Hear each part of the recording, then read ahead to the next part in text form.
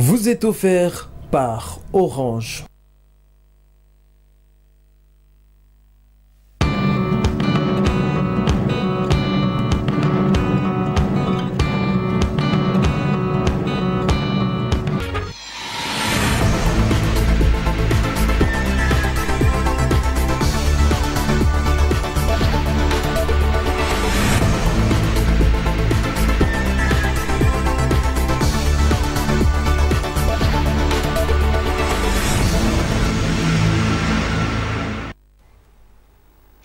Bienvenue à tous à cette session d'information si vous nous rejoignez sur RTJT. L'affaire de l'implantation de l'usine d'exploitation du lithium dans le Haut-Katanga Tanganyika préoccupe l'ensemble de la jeunesse de cette province. Ce vendredi 21 octobre 2022, une frange de jeunes s'était réunie dans les installations de Beach Raissa pour statuer autour de ce dossier. Une marche pacifique est donc prévue pour ce lundi 24 octobre 2022 sur l'ensemble de la ville de Kalemi. La question de l'implantation de l'usine d'exploitation du lithium dans le Haut-Katanga Tanganyika préoccupe toutes les catégories de la population du Tanganyika. C'est le cas de jeunes du Conseil provincial de la jeunesse et urbain de Kalemi. Ces derniers se sont réunis ce vendredi 21 octobre 2022 dans les installations de Raissa Beach pour statuer autour de ces dossiers qui fait couler encre et salive. Rigobert Manda, président du Conseil provincial de la jeunesse, dit poursuivre la lutte jusqu'au bout. Nous n'allons pas laisser passer en vain cette nouvelle. Nous nous sommes réunis avec les leaders de la ville.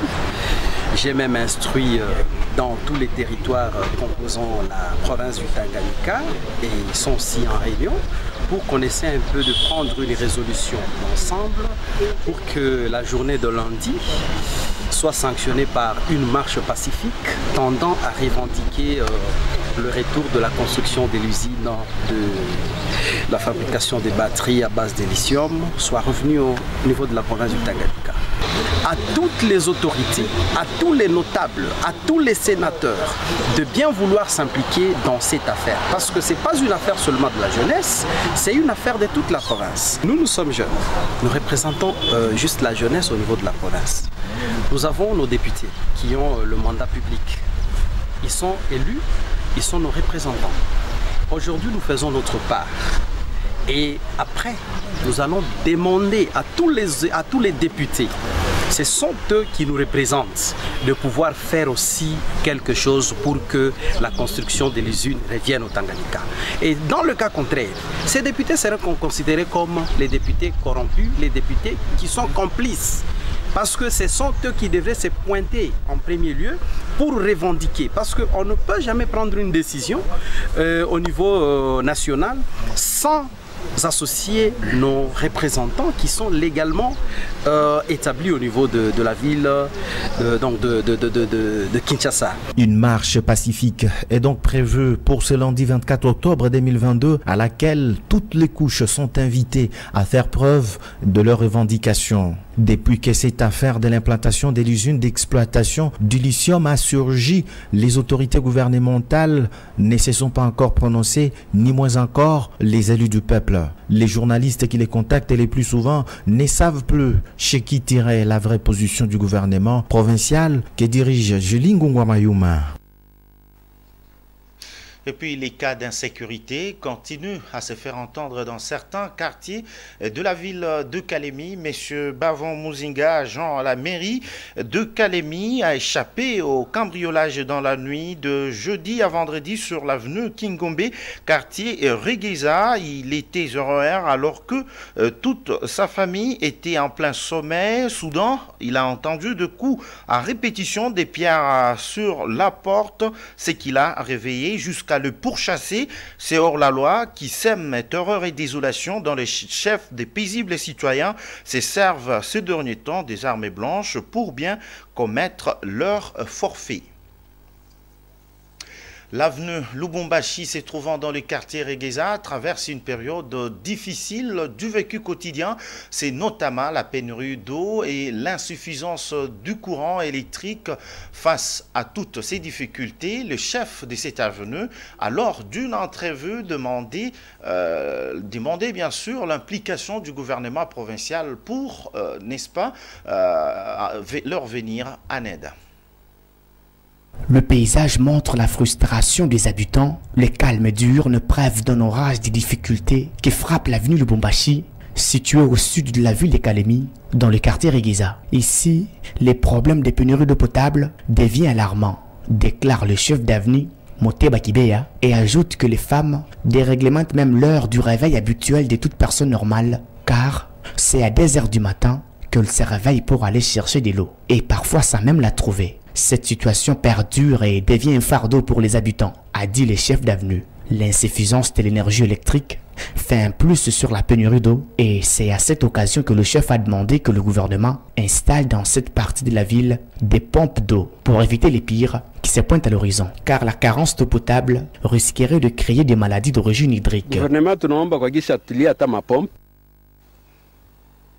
Les femmes marchandes du marché 4 coins ont présenté leur désiderata ce vendredi 21 octobre 2022 dû à la hausse des prix des produits de première nécessité et la multiplicité des taxes. Ceci a un impact négatif sur les économies, non seulement pour elles, mais aussi pour toute la population de la ville de Kalemi.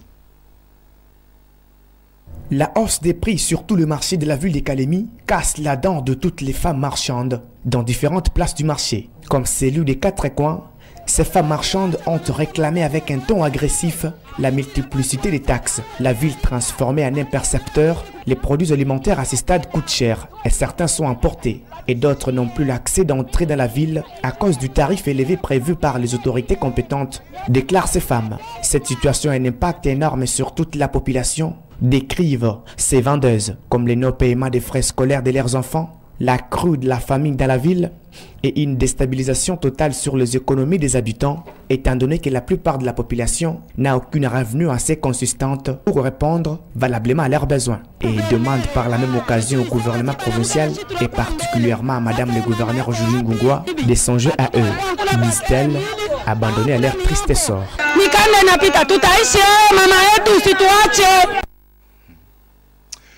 Le vice-premier ministre, ministre de l'Intérieur, Sécurité, Affaires coutumières, Daniel Aselo-Kito, est arrivé ce jeudi 20 octobre 2022 à Kalemi, chef-lieu de la province du Tanganyika. C'était à bord d'un jet de la compagnie d'aviation des Nations Unies.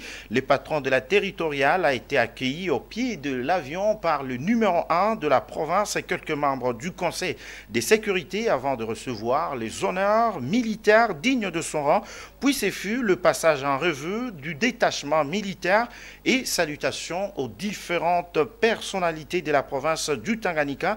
Le VPM, ministre de l'Intérieur, dit être venu à Kalemi dans les cadres d'inauguration du bâtiment devant abriter l'antenne provinciale de l'inspection générale de la police nationale au Tanganyika. Je vous convie donc de suivre cet extrait choisi par votre rédaction. Bon, mais de toutes les façons, il y a l'inauguration de l'antenne de l'inspection générale de la police nationale congolaise, raison pour laquelle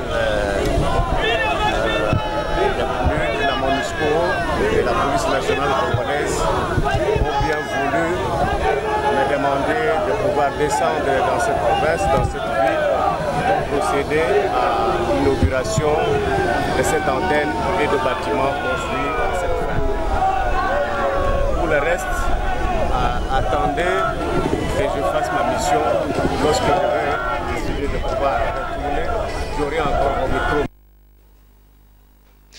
Le conflit intercommunautaire dans le Grand Bandundu et les différentes actions menées par le gouvernement et certains acteurs religieux pour instaurer la paix dans cette partie de la République démocratique du Congo sont à la une de journaux et médias parus ce matin dans la ville capitale Kinshasa.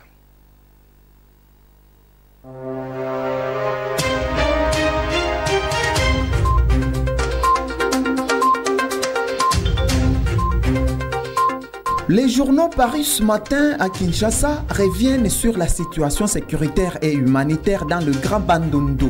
Ils rapportent notamment la rencontre jeudi entre le cardinal Fridolin Ambongo et le premier ministre Sam Malukonde après la mission effectuée par le prélat catholique à Kwamouf et d'autres entités du Grand Bandundu en proie à une tension sécuritaire partie d'un conflit ethnique entre les Tek et les Yaka, mais aussi la mission humanitaire du gouvernement dépêchée récemment dans la région.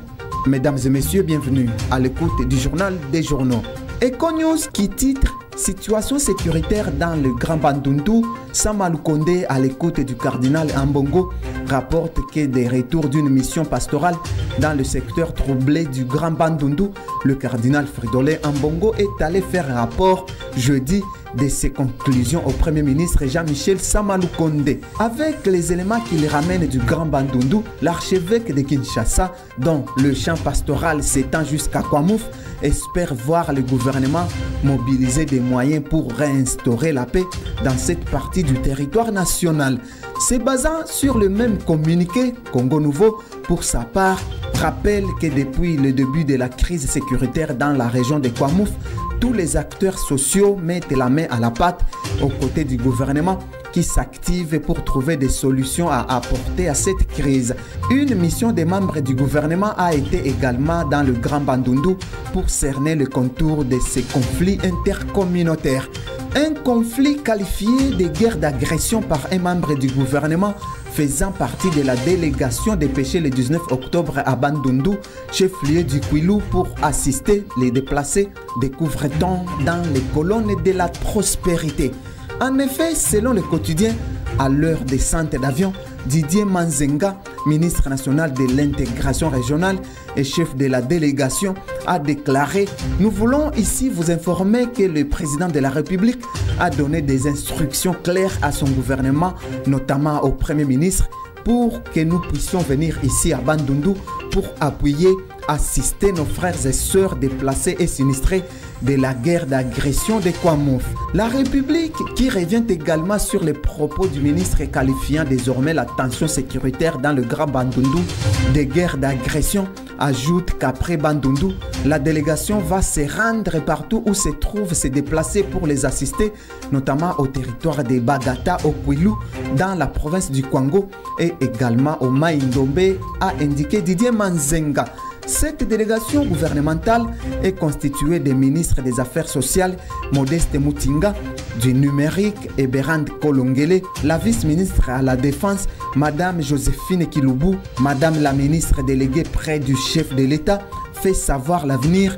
Il y a aussi avec eux 2 députés nationaux, la gouverneure de Maïndombe, Ruth Bola, et quelques experts de la primature et cabinet ministériel concernés, ajoute le quotidien. Mesdames, Mesdemoiselles et Messieurs, merci pour votre sympathique attention. C'est tout pour cette revue de presse. C'est par ici que nous refermons cette session d'information. Merci à vous de l'avoir suivi et surtout, on se retrouve prochainement pour une nouvelle édition. Au revoir.